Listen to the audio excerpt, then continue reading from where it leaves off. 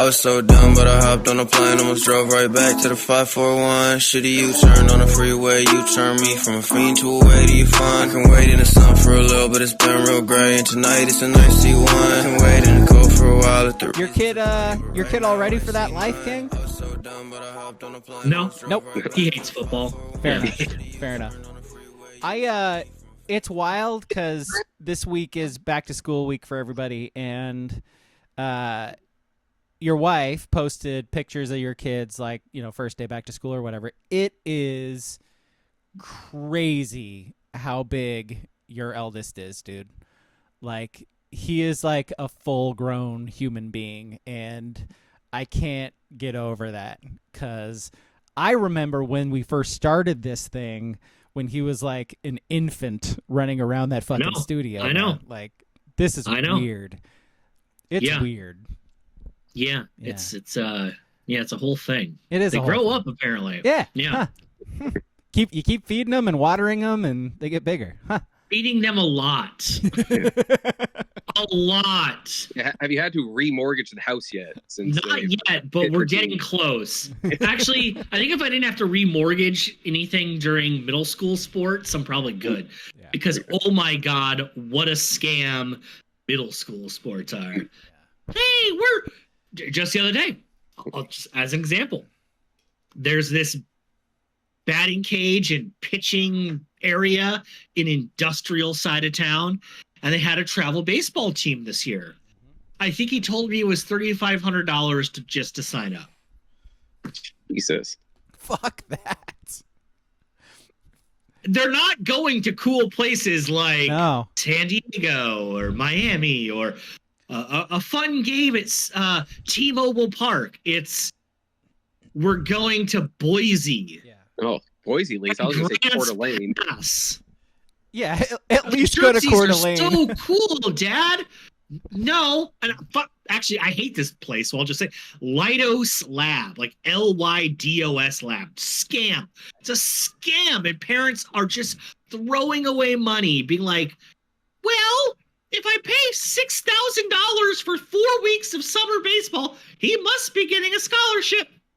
No, they're not. They're not. They're not. Like, he told me one kid King, played on the team. It's an investment in their future, King. Don't you understand this? Yeah. I was like, that kid can't hold a baseball. And he's like, I know. He's like, how did he get on the team? And I went, because his parents forked over a $3,600 check. That's how. Like, they're preying. I've mentioned this before, but man, middle school sports are a fucking scam. And I know AAU progresses into high school too, but they start to narrow the field down a little bit once you get into high school. Middle school, they'll take that $4,000 check from anyone. So we had 7th grade middle school packet pickup this week. So first day was because today's Wednesday, not Thursday, is tomorrow. But packet pickup, and when you go in there, part of that is paying like your yearly fees that you want to pay or whatever. So if you want to get the yearbook, you got to pay for the yearbook. Then if you want to blah, blah, blah. Everybody has the option to pay for the track and field team. Like there's like 3 things on there. There's like voluntary like donation of $50, like if you want to, if you can, $35 for the yearbook, or like $85 if you want to support the track team. What the fuck is my $85 gonna buy for the track team? It's track. Like, they have their own shoes. They run in circles a whole bunch. Like, what is? No, I'm not gonna give 85. But my kid, I like forced my child to exercise. My kid is not into it, so like, I'm not supporting this track and field team. What? You want me to pay $85 so these kids can have like shot puts? Like, I can find some old steel in the back, man, that you can throw around, like. Go to Play It Against Sports. Find a discus real quick. Come on. You whittle yourself a javelin. Yeah, I will say the fun thing with being reintroduced to high school sports was a couple weeks ago getting the fundraiser thing.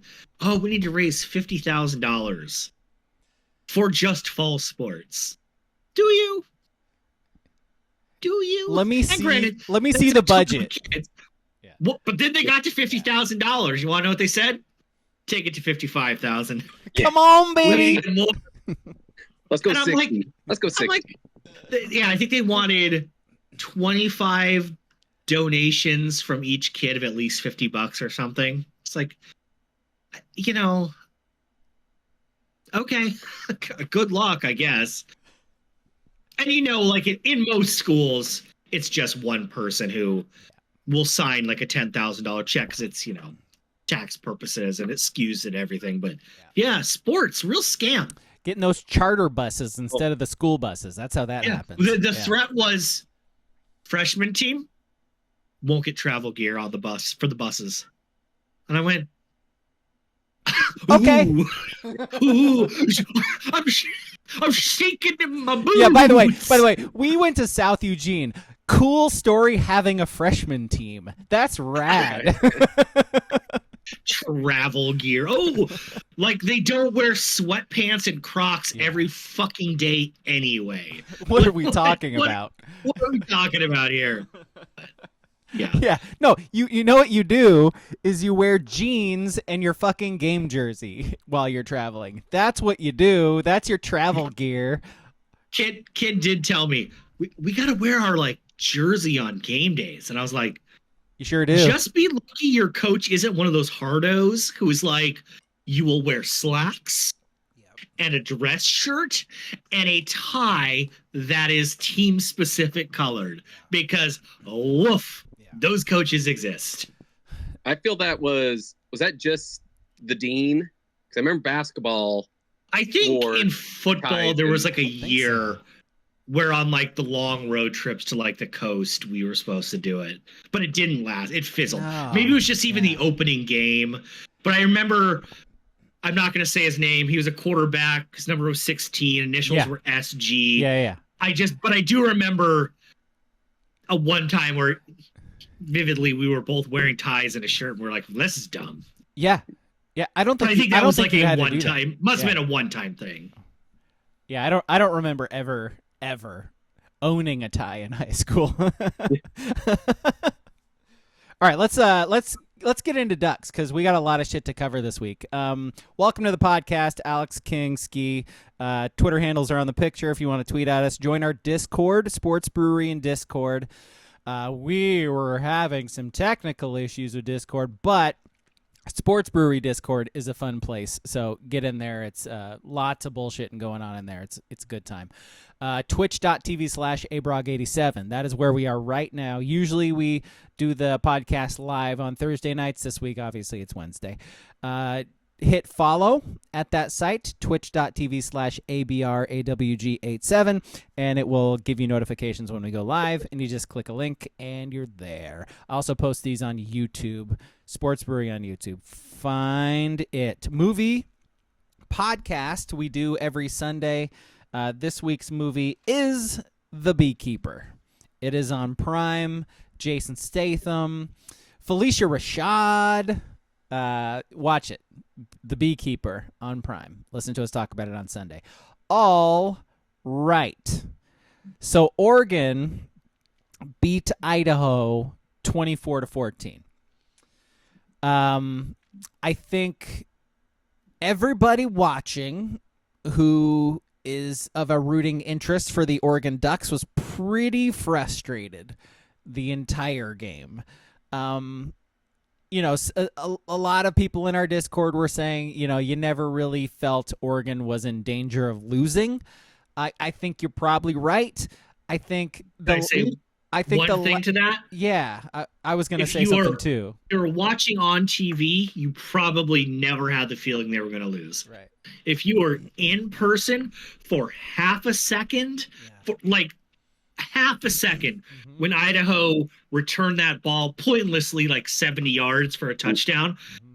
but you realize that's incomplete and the refs are just letting them continue the play. But there was that split second where like, well, maybe because I don't have the perfect view, and maybe it wasn't incomplete. And it was very much incomplete. It wasn't even close in hindsight. But if you were in person, maybe for a split second, you're like, oh my God, they're down 17-20.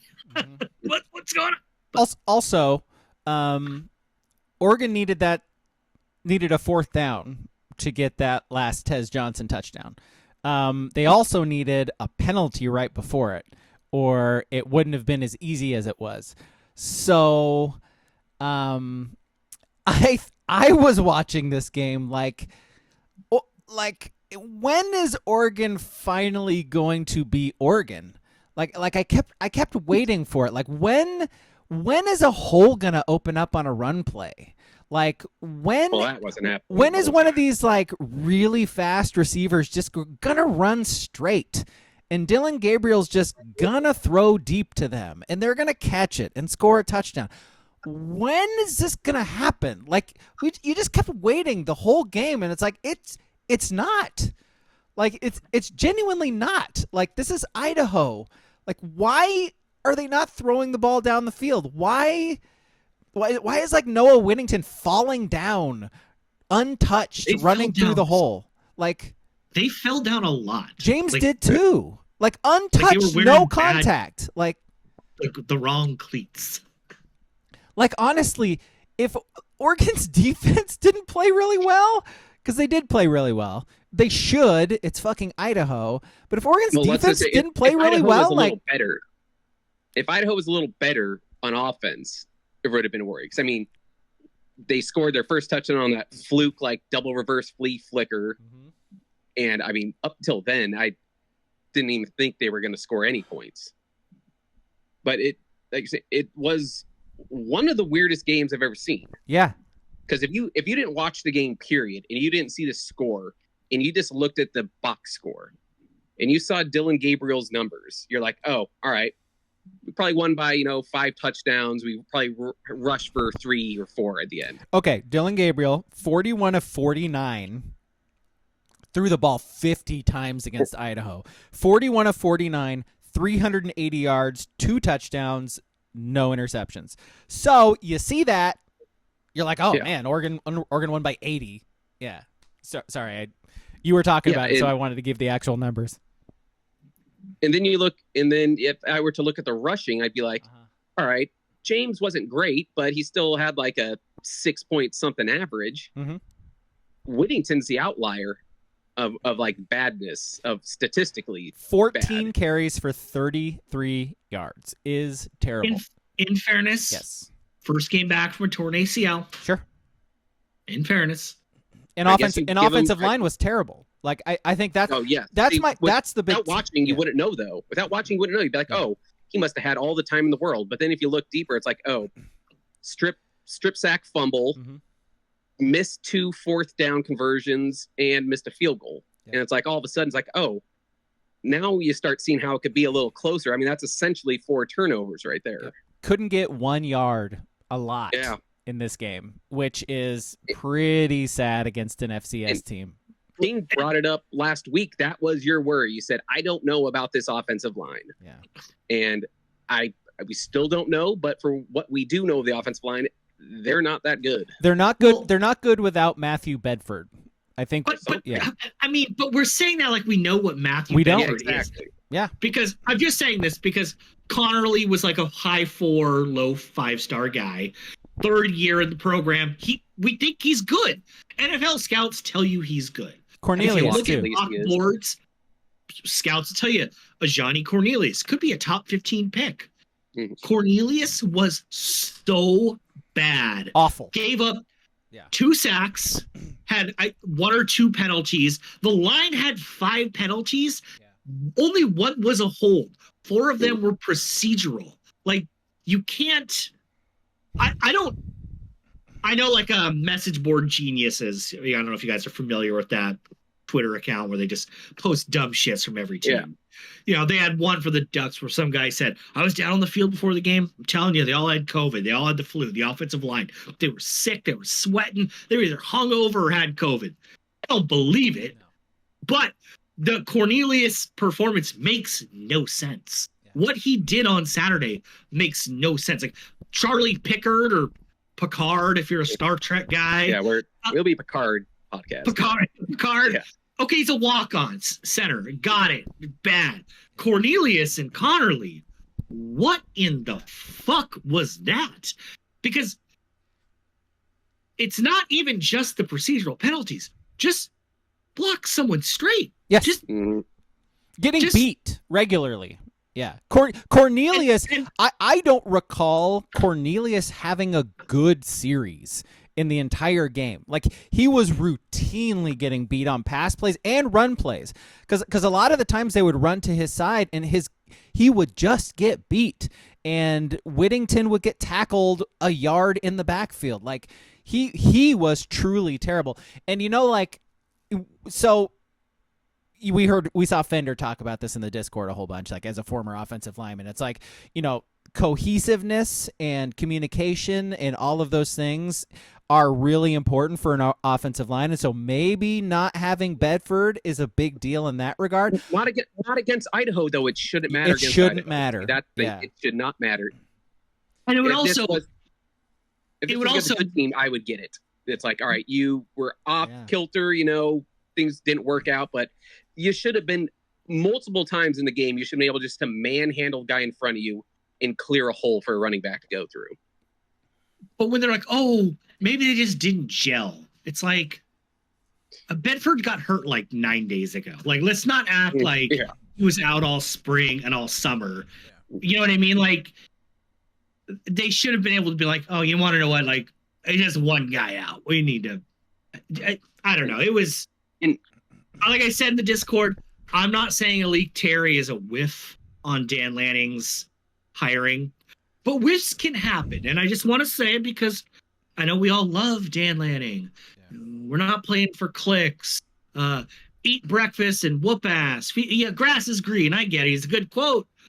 But even Nick Saban fucked up. His last two offensive hires were for OC after going Kiffin and Sark were Bill O'Brien and Tommy Rees. And it didn't ultimately matter because it's Alabama, and a bad Alabama team could still somehow, bad by their standards, get into the playoffs by beating Georgia. It didn't matter.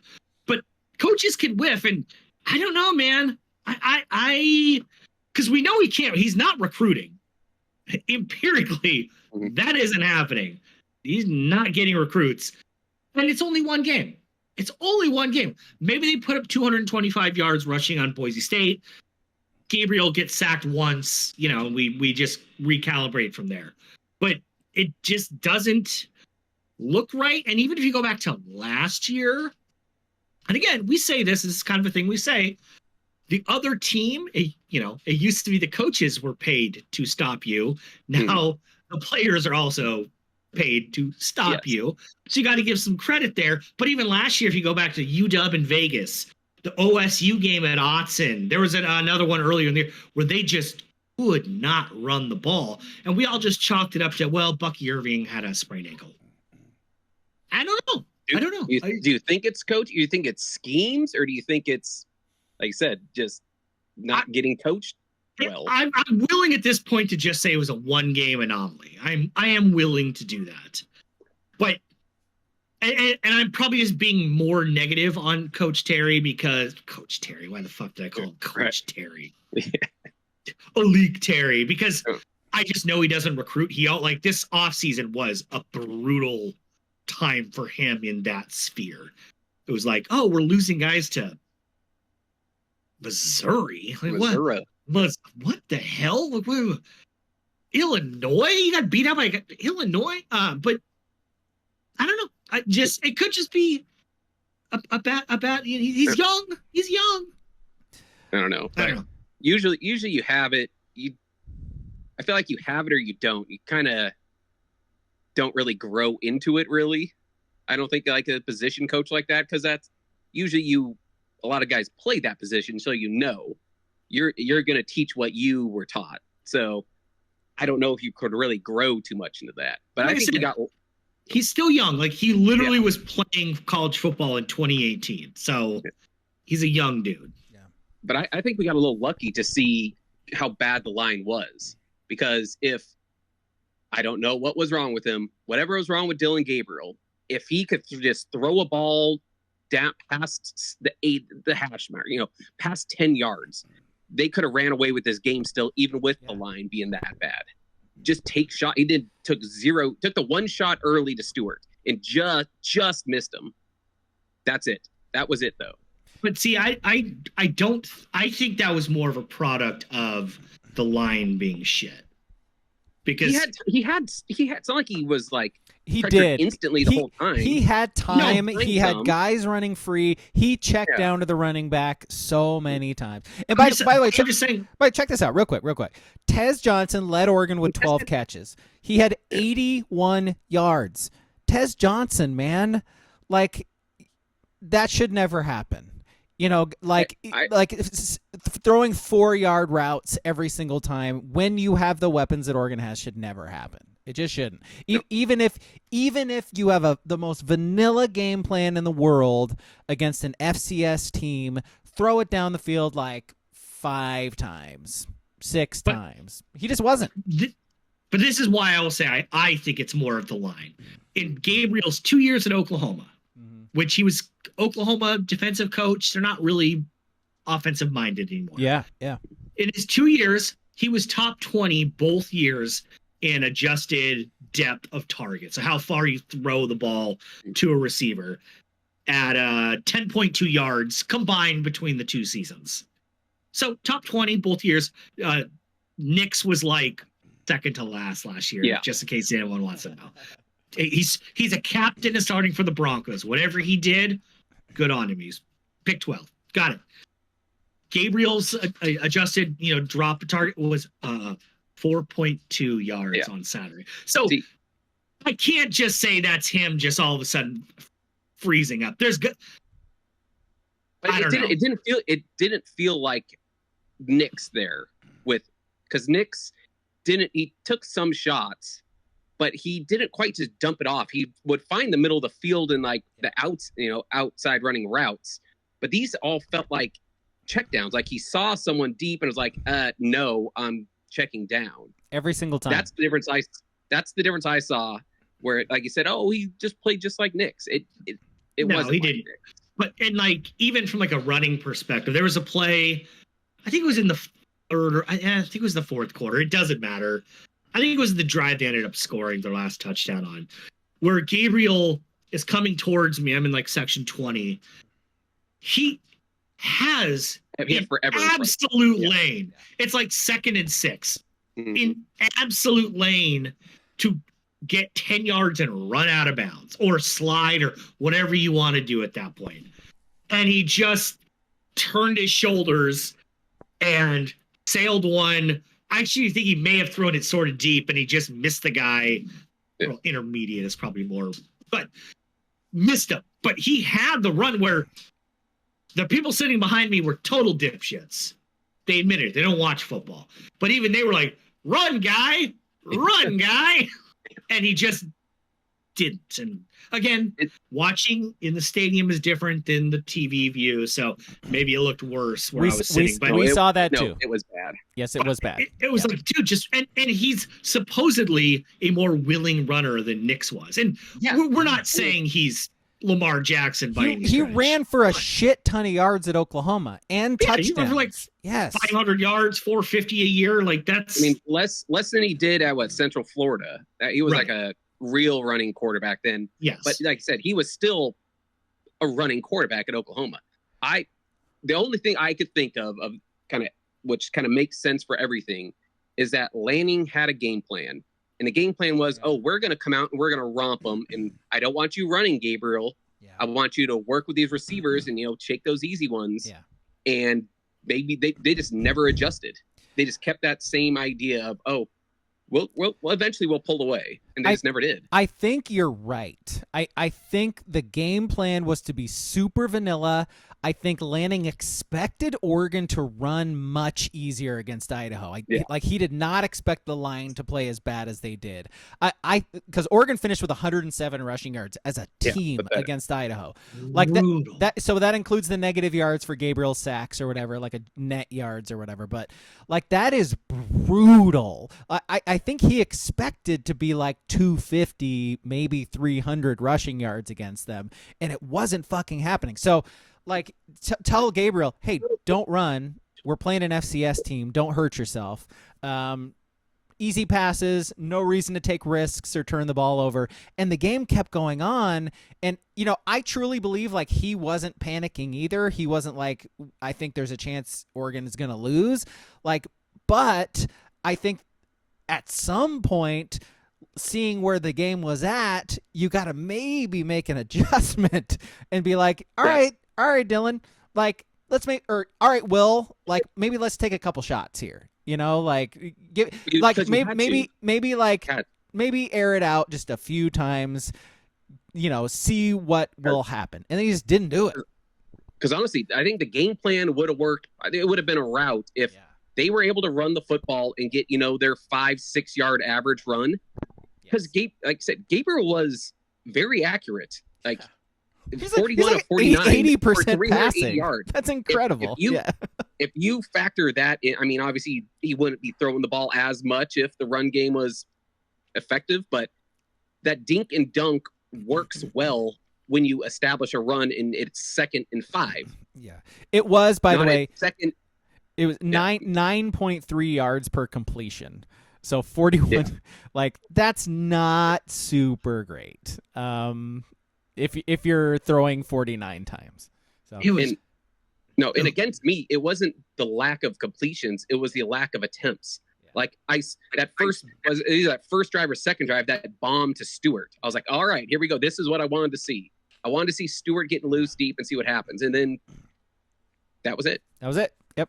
That was it. So I did hear some talk of the line. So not having Bedford forced Leilolu to move from center to guard.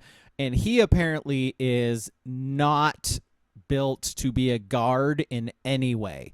He is really talented, but moving him to guard, he also was getting beat fairly regularly against Idaho, which I don't know. Center and guard similar enough though. It's not like a tackle where you got to be a little more speed oriented, but so that's what I was wondering too, is why not just because center, I mean, we all know this is a really important position on a football team, and it feels like replacing your center is more difficult than replacing your right guard.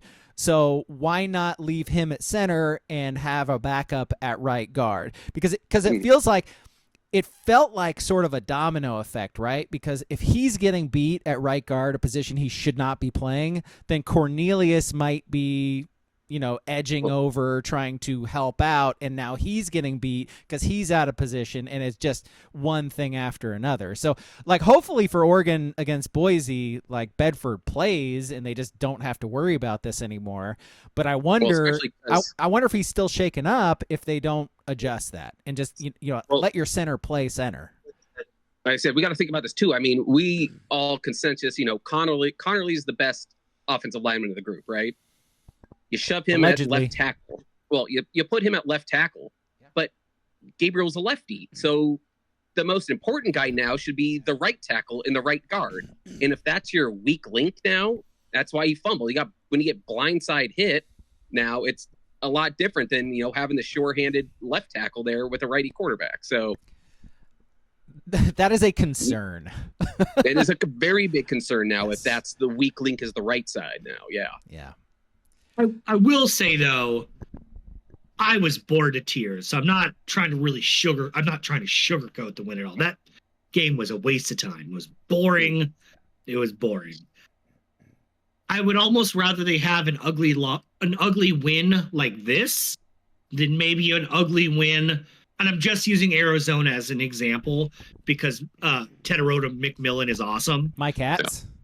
But I'd rather have I feel better with this one where the defense was good. The defense tackled. The defense gave up 99 yards on 3 plays, and one of them was a trick play. One of them was a screen, and they hit one pass. And then if they had won 62-39, where Evan Stewart was just 4 touchdowns and 250, where you're like, my God, why'd they give up 4 touchdowns and 3 field goals to Idaho? Because again, in that scenario, McMillan's awesome. Arizona's going to win a lot of games. They gave up 40 points in a New Mexico team that was a 2-touchdown underdog and ended up losing at home last week to an FCS team. So, New Mexico stinks and they lost to Montana State. But at least we can all see the one thing that was terrible. It was the offensive line. Yeah. It wasn't like, man, the linebackers are a little small. Yeah. The corners can't cover. We got no pressure. Like we're going to score a lot. We're going to score, but we're going to have to outscore people. I have the Bassa thing was weird too, right? Because Bassa like left in the first half with an injury apparently, and then came back in the fourth, like randomly. And they asked Lanning about it, and he said it was like a healthy scratch, basically. Like he was banged up a little, could have come back in, but they chose to not let him play anymore, even though the game was close. Which is maybe he was sick. Maybe he was sick. Yeah, it's the same thing with Jacobs. I think Jacobs, they both played less than 10 snaps. Jacobs, now I don't think ever came back, but yeah, Bossa came back in the fourth. And Lanning was like, "Oh, I just didn't think we were going to need him," but then you did. Like they're within, like what? Yeah, they got within 3, bro. I mean, there is an outside chance that COVID did run through the team, and some dudes were just kind of sick. I mean, it's not an excuse. I don't think it is, but it's a possibility. I like them playing with COVID, by the way. I love it. Yeah. COVID's nothing now. Yeah. Love that. I will not remember when PGA players who were about to win on the 18th hole were pulled off the green because of COVID. And now we maybe kind of sort of were hypothetically saying COVID ran through a football team. It's like, I'll go fuck it, go play. Dude, my ex just had COVID, and it was like, hey, I have COVID, and I still show symptoms, but I don't have a fever anymore, so I can take the kid if you want. I was like, oh, I guess that's what the CDC says, right? So, okay. Yeah. What's Fauci say? Yeah, ouchie. Fauci ouchie. I got my Fauci ouchies. By the way, so real quick, while we're talking about the defense, because 2 interceptions, like Nico Reed, a really nice interception late in the game. The Brandon Johnson interception in the end zone was kind of a big play. like if he doesn't make that play, which is also a really nice catch, I don't know, man. Also, where did he transfer it from, Duke. By the way? Duke. Yeah, baby. Thank you. Yeah. Thank you. Yeah. Also, Matty U looks really fucking good. I know it's Idaho, but wow. I put it in the Discord. He was the highest rated edge rusher by PFB. So it's, I don't love having to use them as a metric of things, but they say he was the best. Like the combination of him, Birch, and Harmon, like, because Harmon had a sack and a half too, like, man, the front looked pretty good. The front is good. I don't know. Look, I don't know because they're playing Boise this week, and Boise ran for a shit ton of yards. So I don't know. We'll see. Boise pulled an air, like what King was just saying. They gave up 45 points to Georgia Southern. It's like, yeah, cool. Your running back team. Yeah. It's like, oh, cool. Your running back had 6 rushing touchdowns. You barely hung on to beat Georgia. I don't Southern. know. I don't know what that means. Like, because Oregon barely scored against Idaho. So who the hell knows? Maybe they won't score against Boise too. I don't know. We will find out. We will find out. So like, I think I'm sort of with you, King, in that I feel like giving them the benefit of the doubt. I feel like chalking this up to a 1-game thing, and I think they will very likely figure out a bunch of shit for Boise this week. But you got 3 games to do it. That's all that matters. True. Without the schedule now, you got 3 games to eat shit as long as you win.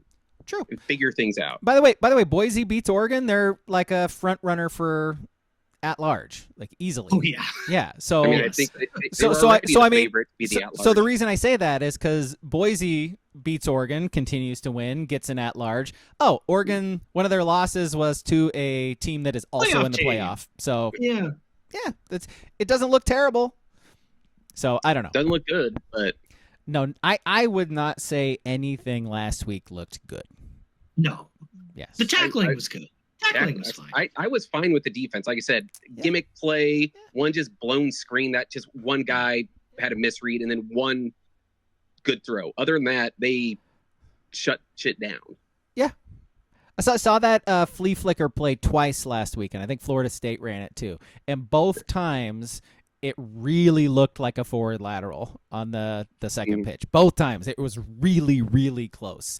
It's totally the what's the Music City Miracle? Wait, no. The Tennessee one? That was a kickoff. Yeah, the white check one where he throws it from here, and so technically it goes backwards. Got a little cut on it. Yeah, so yeah, physics are weird on those, man. I love in how our country's most popular sports, we're still bringing out old people with chains to measure when we have lasers everywhere else.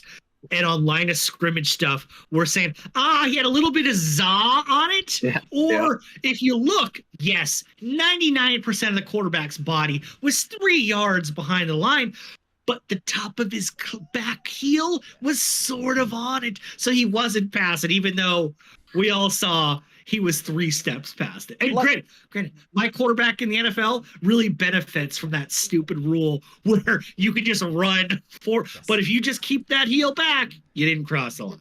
He's a professional. Why does football not have VAR? Like anybody who watches like soccer, you see what VAR is and you see how close it gets it. Like it's so efficient. And there's no question because they literally do the replay and they show the line. And it's like, all right, on the field. That's all you gotta do is part of his body is across the line. That's it. Okay. Yeah. Cool. Why does football not have that? It's amazing technology. Just fucking use it. Because once they do that and once they do the chains, then there's nothing. It's all up to you know. Yeah. It's not up to the people anymore. It's just you might as well review everything. Yeah, right? people are dumb. There's too much money riding on this. Yeah. That's why we got rid of the fucking BCS and shit, man. Like, what are we doing? Okay, so let's move on from Oregon. Because real quick, we have segments to do. We have list, we have lines, we have trivia this week. So we got summer's over. We got to hurry this up. We got work to do. Quick though. Quotas. Let's go. Apparently, whatever Insider King was getting, Sappington, not great. I mean, his leg, plenty of leg there, but yeah, missing that 52-yarder. And then we blame the offensive line, Gaber, and all that. I think I'm going to throw blame on. I think the conference, just some of that Big Ten seeped into Oregon's blood, and just you automatically lose 2 touchdowns a game average. Yeah. And the defense gets better. That's just what happens. Just got a little bit of that Iowa, Nebraska in us now. Bro, Idaho put up over 40, man. We like Oregon's in trouble. Iowa scored like 32 in like the fourth quarter.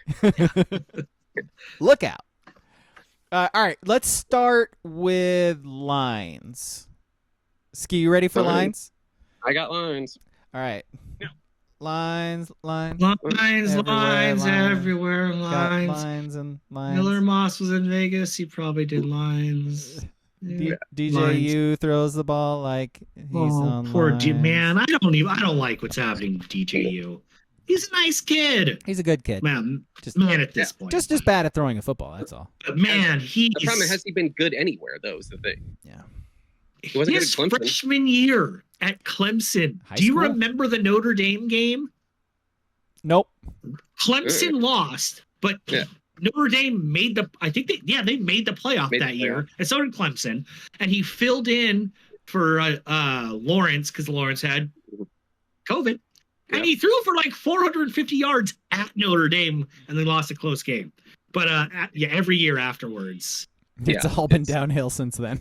Man, like I put that video in the Discord tonight of Ludacris throwing the first pitch, big arm. Let's go. His stand-up prosthetics from the music video. Sometimes that's what DJU looks like when he's throwing. It's just he's got these big old arm, and it just doesn't. Yeah. It's like a step. Roll that shoulder. It is. It's a step too late, man. Like everything he does is just a split second too late, and that's all it takes. Was that the Chicken and Beer album? Ludacris with the big arms? I think it was. That's a good question. I think it was. Classic. All right, how right, did we do last week, Ski? So first off, in the Discord, Booble, who is supposed to be our stat keeper, instantly gets it wrong week 1. Ooh. So King wins week 1. I mean, technically, yes, I won week 1. Yeah, I mean, you mean he had more points than both of us? We all guessed the same amount of games correct. We all got 7 games correct. King just had his star pick, Penn State, to give him the edge. So King's 8, you're 7. In Booble, I have 7 points. Okay. Yeah, because he only gave you 6. He had you go 6. He had you go 6 and 9. Yeah. I've seen the bumper stickers. Believe Boobles. I've seen it. Yeah, I do believe Boobles. Believe in Boobles. Yeah. Apparently, he just assumed because I was the only one that picked USC to win. He must have gotten that wrong. But all right, so King's in the lead. First game.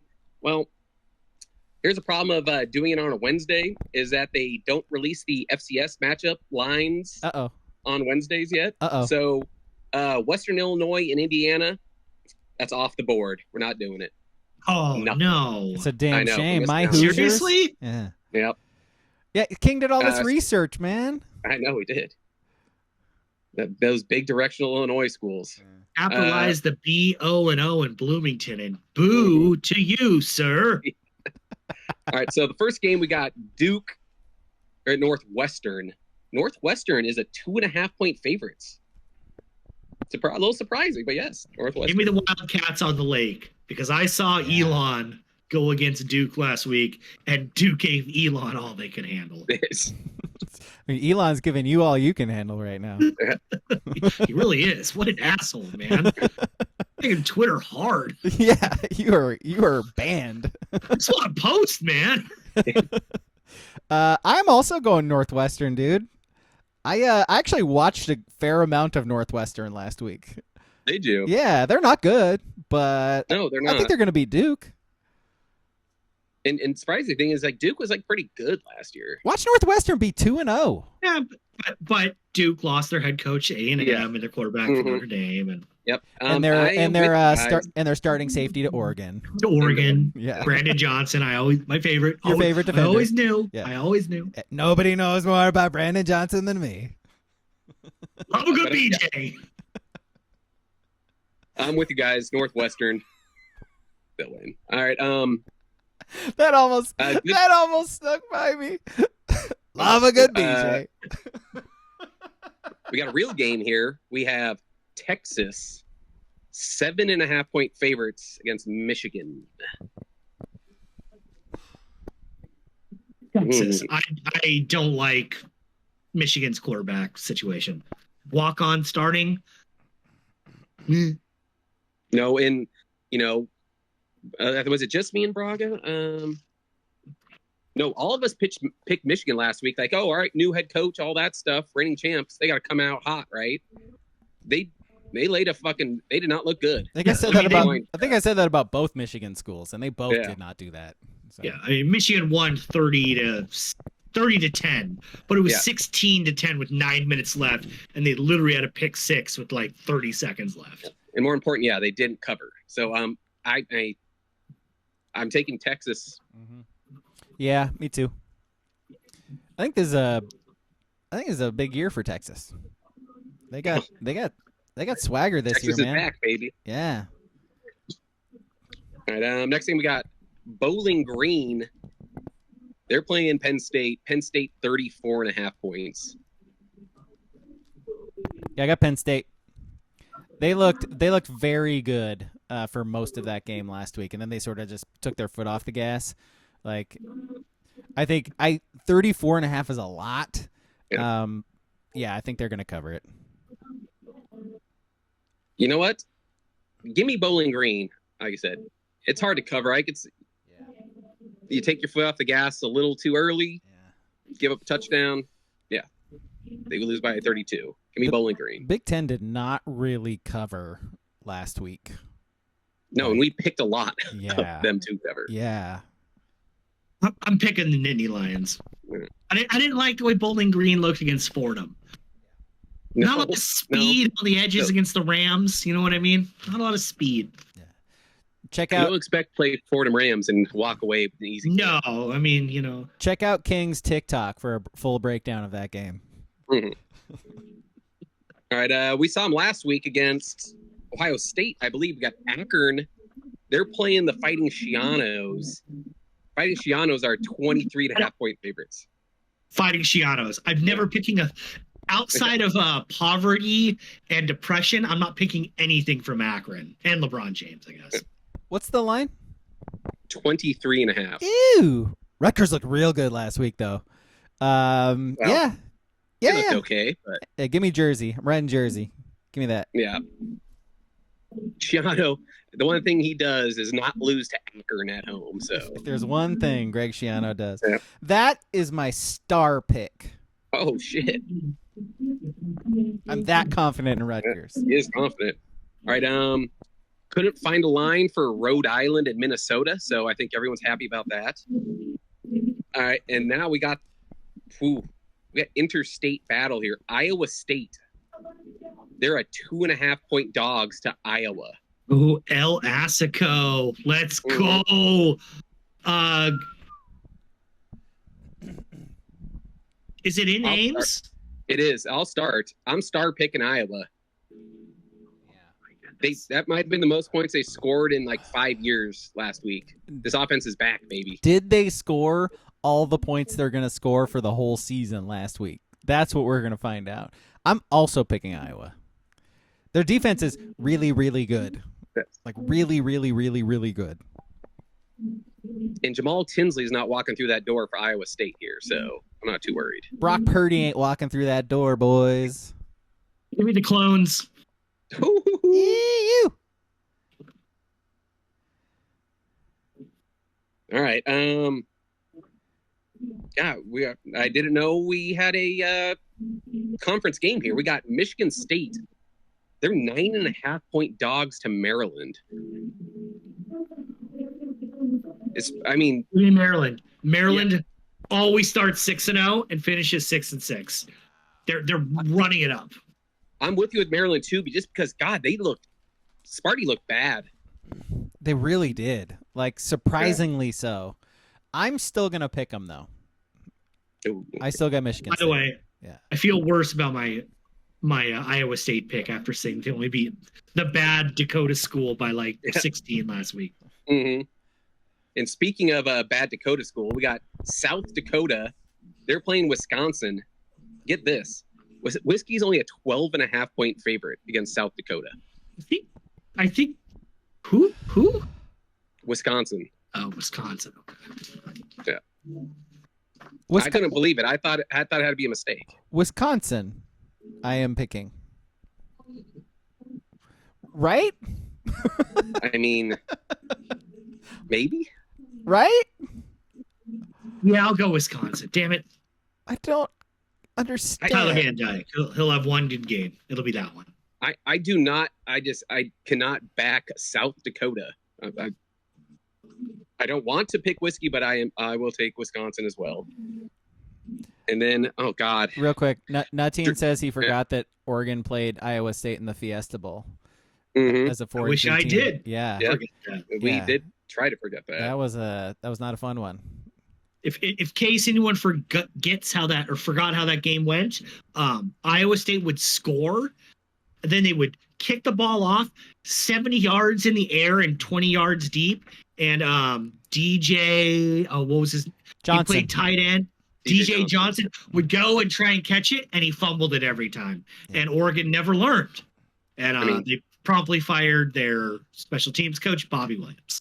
They also did have 2 NFL guys on that offense, so it's not like they were bad. Purdy and Breece Hall, yeah.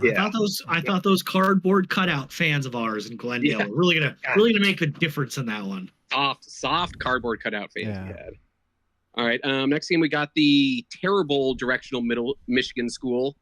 Eastern Michigan is a 24.5-point dog to UW. UW. Yeah, asking me about a MAC school. I hate Eastern Michigan so much, so I'm forced to take UW. Are they from Ypsilanti? Is that where they're from? I mean, they would be. The Eagles from Ypsilanti? Yeah. Sounds right. I also have Washington. Oh, I know. it's out of conference. It's Yeah. we're Yeah. We got a dog here. We got Kansas, 5.5 point favorites against the Illini.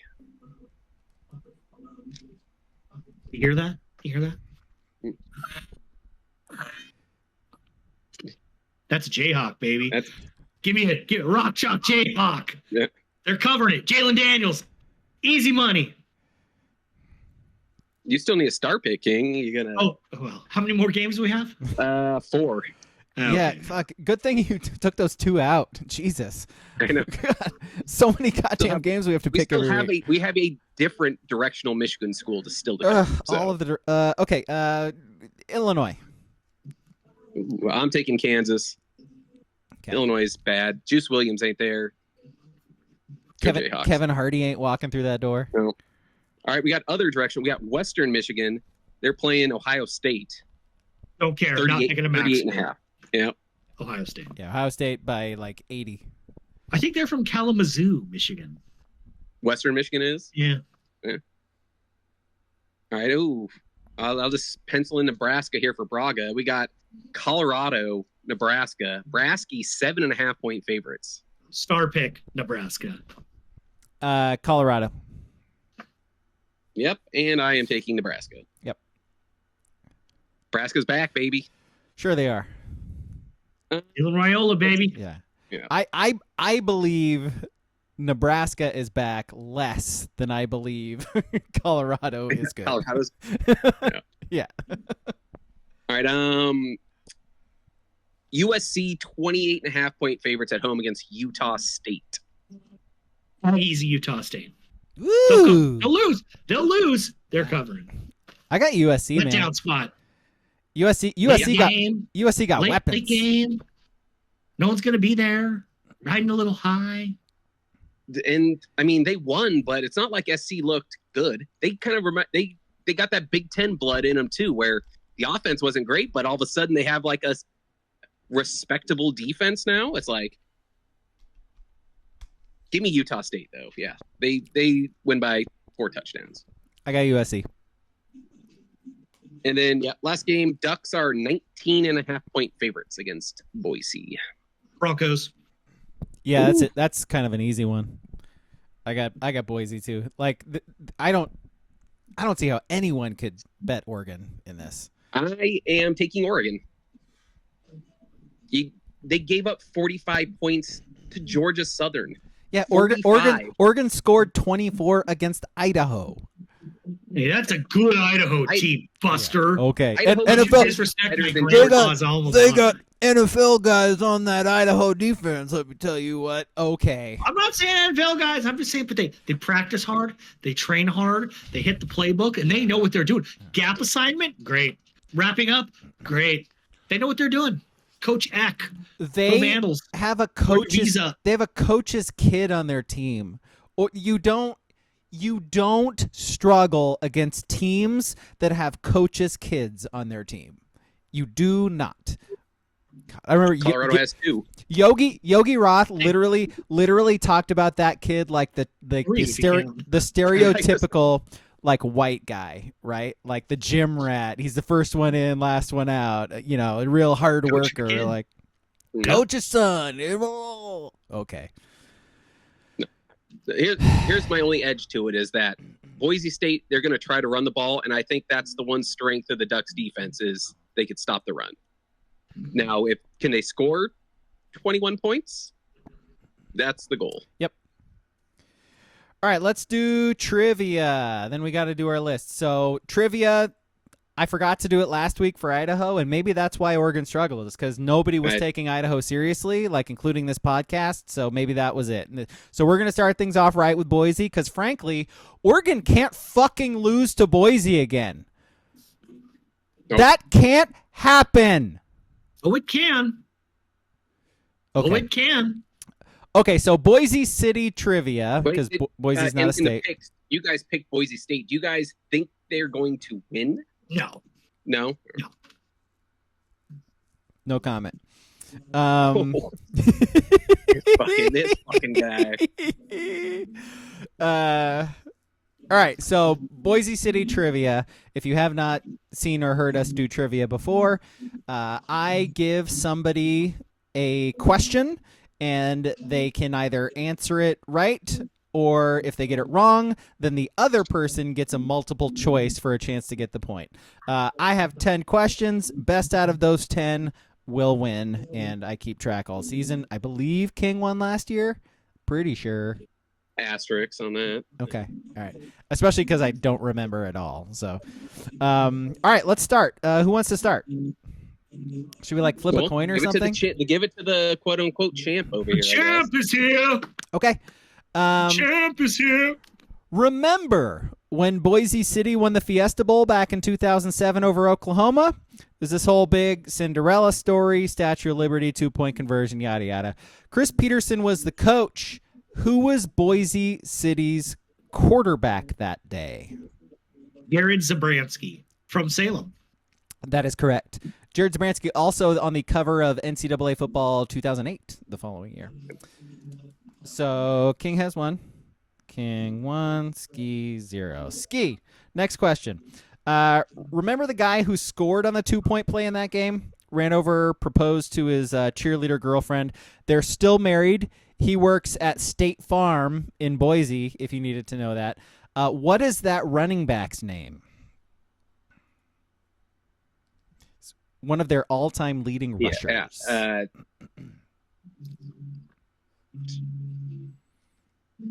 Ian Johnson. That is correct. Nice work. Where'd you pull that out of? All right. I was thinking Jay Ajayi also. Also a running back who went to Boise City? I don't remember at the same time, but the only guys I know. Okay.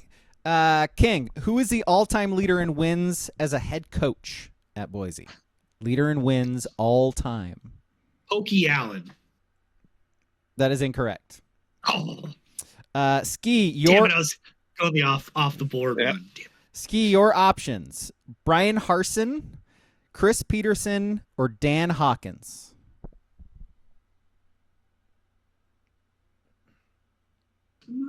I'll say Peterson. That is the correct answer. Peterson went 92-12 before going to Washington. Pretty good record. So Ski up 2-1 right now. This goes back to Ski because it is Ski's turn.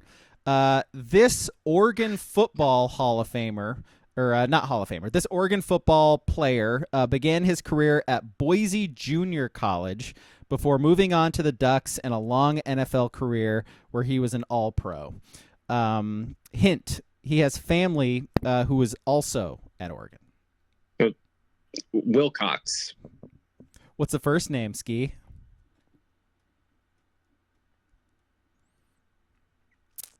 Also my brother's first name. John Wilcox? No.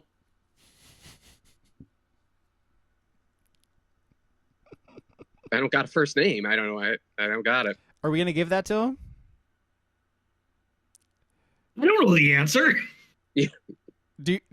Should we give it to him? Because it is the correct last name. I'm leaving this up to you, King. So chat says no. No. Then that's a no. Oh man, that sucks because you did you absolutely gave King the answer here. King, your options. Dave Wilcox. Dave Wilcox.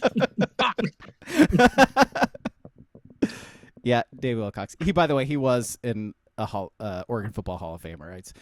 I realized after I said that if I said that, it was going to automatically not be the other two guys who were the options. All right, so tied up at 2 now. Back to King. Who is Boise's all-time career leader in passing yards and touchdowns? Helen Moore. Yes, that is correct. If you would have said Hank Bachmeyer, I was going to just walk out. Ryan Dinwiddie. Yeah. Ryan Dinwiddie. All right, 3-2, King with the lead right now. Ski, usually I ask you for the name of the mascot for a team, but this time all I want to know about Buster Bronco is what jersey number he wears. Sorry, I don't know why I'm putting gender. He doesn't have the bow, so I assume it's yeah. What jersey number does Buster Bronco wear? I'm sure there's some dumb reason why it's a specific number, but I'll say 1. That is incorrect. King, your options: 12, 0, or 99. I'll say 99 because it's wacky. The answer is 0. Oh. Yeah, nobody gets the point there. No natties for the number of natties they got. We can't make Easy, that joke. easy there. We can't make that joke. Dangerous game. Yeah. Dangerous game you're playing. Yep. Get ice. Not the most. It's February. Don't step on that pond. Not the most dangerous game, but it's pretty close. All right, so this goes to Ski or King.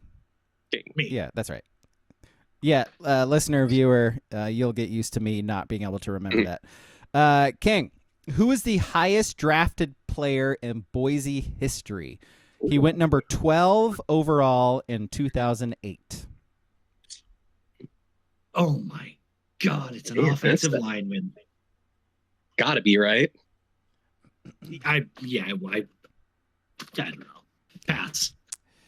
Throw out a guess. Any names? Lane Johnson. Incorrect. He went to Oklahoma, I think. I knew he did. Ski, your options: DeMarcus Lawrence, Ryan Clady, or Doug Martin. Ooh.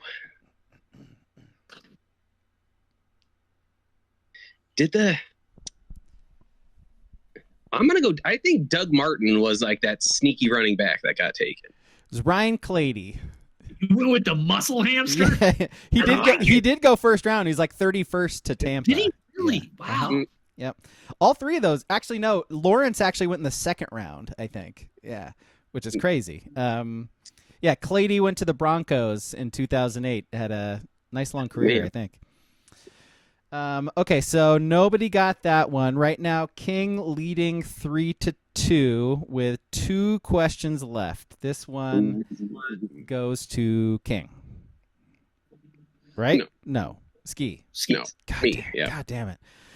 I need to have a tracker or something. Oregon and Boise played in 2009. The Ducks gained a total of 152 yards in that game, scored 8 points. After the game, LeGarrette Blount punched Byron Hout. Blount finished the game, by the way, if you don't remember this, 8 carries, -5 yards for LeGarrette Blount in that game. Who led Oregon in rushing with 22 yards on 2 carries in that game?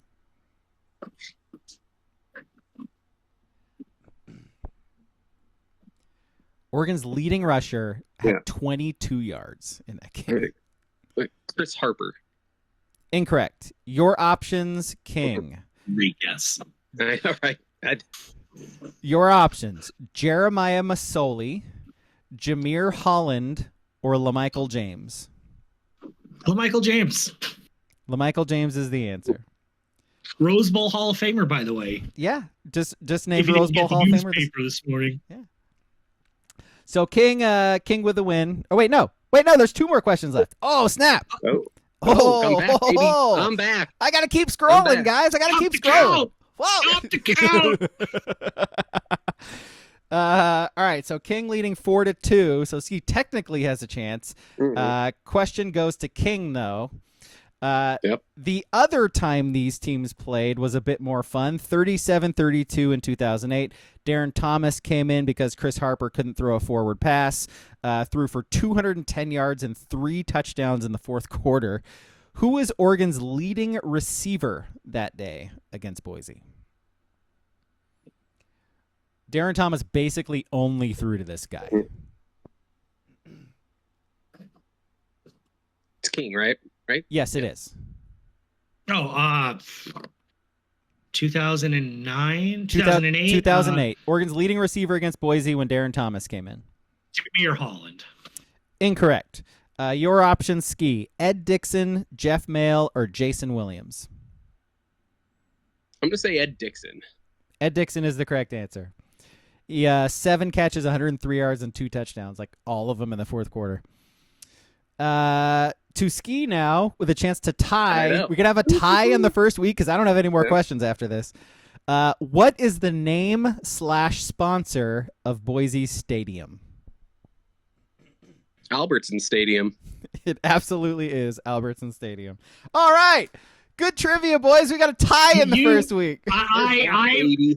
You had the easiest question as the last question. I don't believe you had that in the barrel the whole time.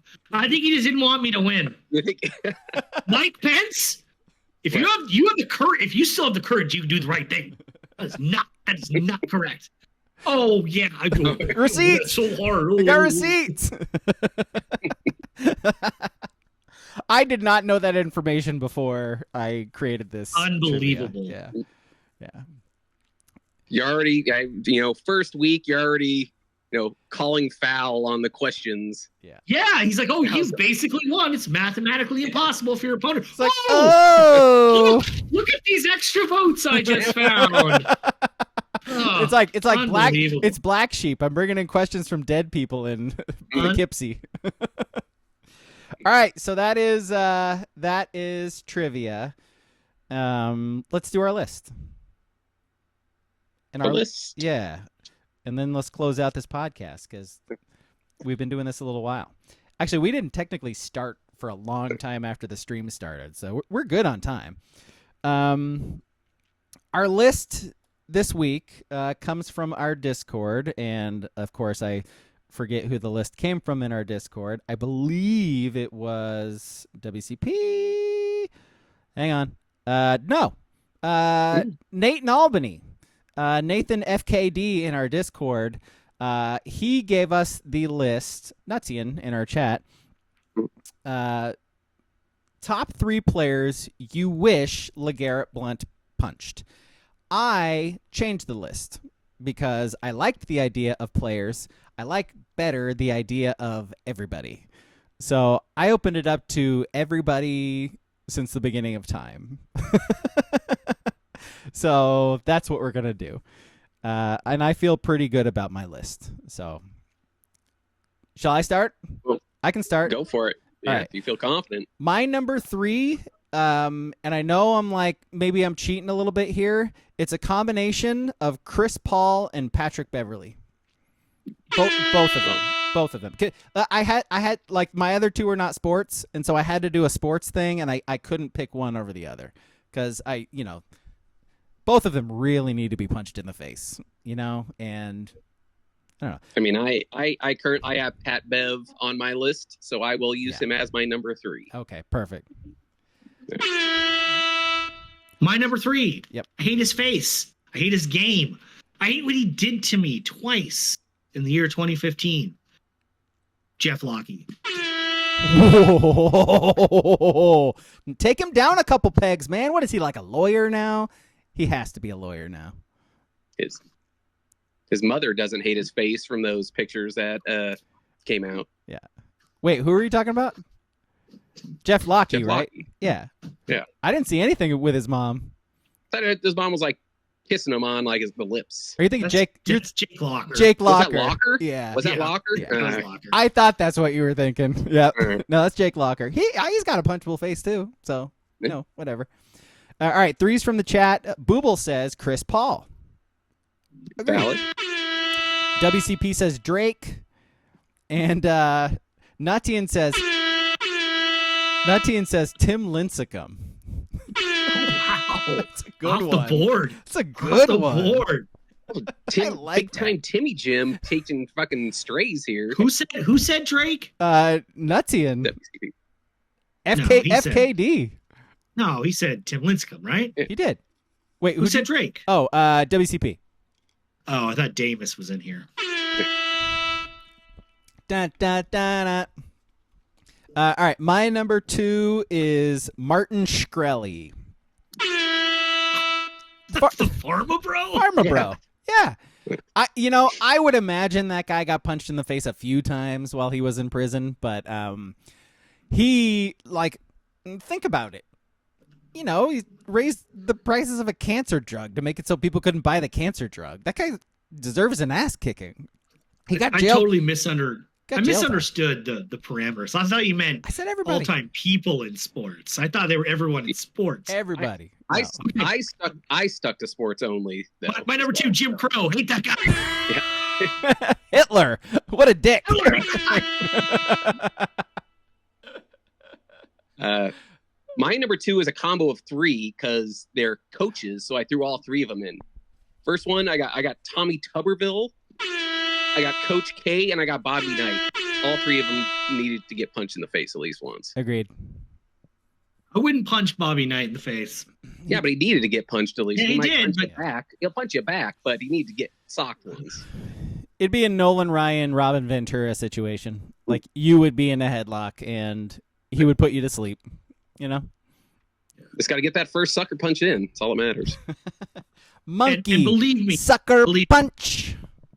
I hate the stuff Jim Crow did and all those laws. I hate racism. I just want to put that out there.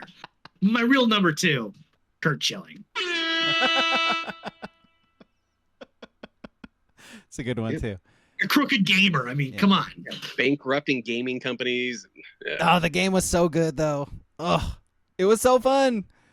Kingdom of Amalur, I think it was called. I legitimately played that game, and it was very fun. So, yeah, but what an asshole, you know? Like, fuck that guy. I am distancing myself from the Kurt Schilling love. I just Right. put that Bloody out. stock. Yeah. Yeah. Sponsored by Hunts. All right, 2's in the chat. DJT? Who's DJT? WCP says Donald John Trump. 45? Donald John Trump. You saying 45? All right. Sorry, I only know him by his number. You mean 47? Oh. Hey, soon to be. Nuttian goes Skip Bayless. Oh, he got fired. Did you know that? Still a very punchable face. Yeah. Booble says Trevor Bauer. That's a great one. Though, not to kink shame. If you punch him in the face, he might get off. Well, If you've read the reports. Yeah. If you've read the I reports. thought it's the other way around, though. I think it goes both ways of that. Does it go both ways? And I think like getting bit too. Not kink shaming. Nobody knows more about autoerotic asphyxiation than me. Those words are way too big for him to say. Okay, my number 1 is Tucker Carlson. Sorry, it can't not be Tucker Carlson for me. I'm sorry, and I apologize for not doing sports because literally everybody else is doing sports here. So my bad. But Tucker Carlson needs an ass kicking. I'll forever say that. So. Yeah, because we actually tried here. We could have ripped off politicians easily if we wanted to. Yeah. But my number 1, number 2, Derek Jeter, number 2. Number 2. Number 2. The Biggest shortstop. biggest fraud ever. Like, oh, the greatest of all time. Get out of here. Yeah. Punch and Judy hitter. Oh yeah, you could hit a ball 190 feet down the right field line at Yankee Stadium, hit a home run. Great, good job, Jeets. I think Babe Ruth could use a punch in the face. You know? Like, Yeah. I cop, yeah. Yeah. it's baseball. They pretty much most of them could. I think. All the white ones mainly. The white ones. Yeah. We're And Brian McCann really deserves. Josh Donaldson. Josh Donaldson deserves some knuckle sandwiches. Oh, Hunter Strickland. How about Hunter Strickland? All right. Brian Wilson. Oh Yeah. my God. Yeah. Okay. All right. Dion. Could Dion use it? I mean, very punchable. I don't know. Just step on his foot. Okay. Easy enough. Take out the other remaining toes. Okay. So I gave my King's one. one still. Yeah, Yeah. King. What's your one? My number one, Thomas Matthew Crooks. He missed. Look it up. I'm kidding. I'm not doing that. That's a bad joke. It's Mike Remmers. It's Mike Remmers. Mike Remmers. Yep. It was Don't look always up another Remmers. name. Don't look up that. Number one's. yeah, I know go who ahead. it is. Number one's from the chat. WCP says Elon. All right, WCP. Thank you for not just going athletes with me. I appreciate you. I tried to go a different one. Yeah. I felt like I felt the energy shift when I said it. So I scrubbed that one. Mark it. Mike Remmers. Listen, I spent a whole year in quarantine being like, I'm not even mad at COVID. Mike Remmers, get a fucking block in the Super Bowl, you asshole. Travis Kelce. Somebody hit him in the kneecap or something. Like, wait a minute. Okay, sorry. I stepped over the line. I'm sorry. What are we doing here? Well, stop beating the 49ers in the Super Bowl. Cut it out. And I like. See you in February. See you in February, buddy. Yeah. No, you won't. I don't think the Niners are making it. Do we know who sent that kid after Pearsall? Was it Kansas City? I think it probably was. Yeah. Are they trying to slow the Niners down in the early in the season? Plants, yeah. Mm-hmm. It does sound like a Nefarious read. No, I'm not gonna make that joke. Okay, never mind. One's from the chat. WCP says Elon. Nutian says Harry Kane. Eric Kane. Booble says Nick Kyrgios. Tennis. Australian tennis player. I need the backstory on that one. That is so random. He's been doing a lot of commentary for the U.S. Open, so he's been on the TV. Oh well, how about Djokovic? I think Djokovic could use one. Yeah, Novak. Honorable mentions for Booble. Nerdy Fish. Oh, honey. Michael Chang needs one right in the kisser. Well, we can't say Michael Chang. Stop Asian hate. Can't do it. There you go. AAPI month. Yeah, I did think about that as we were doing our list, like saying, I was like, how comfortable do I feel saying like a black dude should get punched in the face? You know, like as three white dudes, how comfortable do I feel saying that? And then I remembered that I said Patrick Beverly first. And I was like, oh, okay. All right, never mind. I feel pretty good. That's a universal one. Yeah. Red state, blue state. Yeah. We're all Palestine, Israel. We're all united up front on Pat Bev. Hands across America. Yeah, that song in the 80s where all the stars got together. Yep. That's what they were singing about was Pat Bev, ending Pat Bev. And Booble honorable mentions Cortland Finnegan, Paul Pierce, and Rudy. Real Rudy or just the movie? Paul Pierce. Yeah. He got stabbed. Yeah. He survived. So, like Sean Astin or like the football player Rudy? Because no, the real Rudy. He's a terrible guy. Is he? Joe Okay. Montana hates him. Yeah, he does. No, the story was fake, and Joe Montana has no problem telling you about that. So Joe Montana is a wholesome guy. He pitched Skechers before Skechers were cool. Yes. Why are Skechers cool? Why are By the way, Crocs cool? speaking of young hip trends, where do you wear your socks? No shows? Knee high? Definitely not knee Cruise? high. Where are the whippersnappers in the chat? You're a no-show guy. I'm a no-show guy. Yep. You're a geriatric millennial, and everyone laughs at you. Apparently, I got too much hair in my legs, man. That shit hurts. I can't do it. I mean, until I got to start worrying about like blood clots, I don't think I'm going high socks for a while. Yeah. I got destroyed this summer by a bunch of high school kids, and I was like, I got nice calves. Eat it. Mm-hmm. Yeah, figure it out. Chicks dig nice calves. Makes you look so old. Wait, so I am. So what are the kids? What are you pulling, kid? Huh? They wear the crew socks, like the mid-length. I'm pulling your mom. Maybe you shut the fuck up. the mid-length ones. But they're wearing those with their like short shorts. Yes, and they're Crocs every day. That doesn't. I don't like. You can't go short shorts and crew socks. It's got to be. I'm telling you, it's got to be knee socks or no shows. It's just either hide the leg or you got to. If you're going short shorts, you got to show that entire leg off.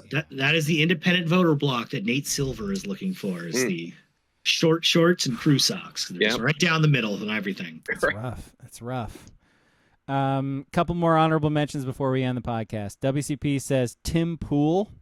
And Ben Shapiro. Yes, Ben Shapiro deserves a punch in the face. I think my favorite Tim Pool joke God, is that recent Shapiro has such a punchable face. Like, man. Like, I think both sides could agree on that, too, just looking at his face. You seen Shapiro's sister? Yeah. Someone punched her in a certain spot. A little swollen. Yeah, a little swollen up. My favorite Tim Pool thing is, I think this week, maybe it's last week. I don't even know what the circumstances were, but he said something like, "I have advised an attorney, and we're taking this to trial." And like thousands of mentions were like, "Hey, buddy, you can't wear a beanie in court. You'll never go through with this." "Hey, buddy, you can't wear a beanie on the stand." Someone punched his hairline. That's for sure. God, what a dork! What a dork! I can't comment on the hairline stuff. Can't do it. You own it.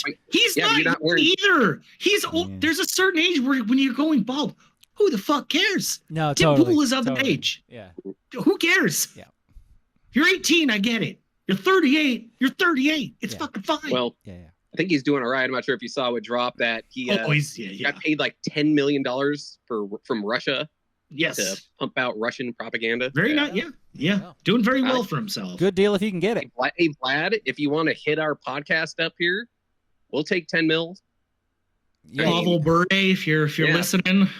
Yeah. I mean, we love Yarmir Yager, right? Steve Eiserman, if you're out there. Yeah, we'd have you join the Discord. Get on as a guest, man. Like, yeah, come on, Vlad. Drago, if you're still kicking. Come on in to the family, Vlad. The water's warm. The nebulous army they were fighting in the first Top Gun. God, all days, like both Top Guns. Yeah, they really. I love that. Even in the last Top Gun, which was a great movie, they couldn't just lean into it. They were like, can't say it. I'm Tom Cruise. I want to appeal to everyone, but at the same time, have no one like me. Yeah. It's weird. Things that make you go, All right. Movie on Sunday is The Beekeeper. It is on Prime. You should watch it and then listen to us talk about it on Sunday. Oregon, don't do what you did against Idaho against Boise. Please and thank you. Because Oregon and the Broncos cannot lose to Boise again. Can't happen. Yeah, Boise, Oregon on the cock this week. So enjoy that. Yeah, big week for the cock. Yeah. They got the Broncos and the Ducks and the Eagles and the Packers on Friday. Is that the Friday game? Yeah. Yeah. From Brazil, apparently. Brazil. We're doing that. Mm-hmm. Mm-hmm. Yeah. I remember hearing something about the Packers wearing green and green being like a huge like gang color or something. Yeah, they're like in the favelas. Yeah. So they were like worried about it with people wearing Packers jerseys around the city and stuff like that. Like, yeah. Hardened Wisconsinites. Yeah, dude. No, don't you? Well, didn't they try to say that during like the Atlanta Olympics? Like, like to foreigners, like don't wear red and blue, you'll get shot by the gang members. That was that was very much a '90s thing, though. Yeah, you know? So just wait until 2028 in LA. Yeah. Don't wear a baseball cap or your shirt untucked. You'll get shot. All right. Thanks for watching. Thanks for listening.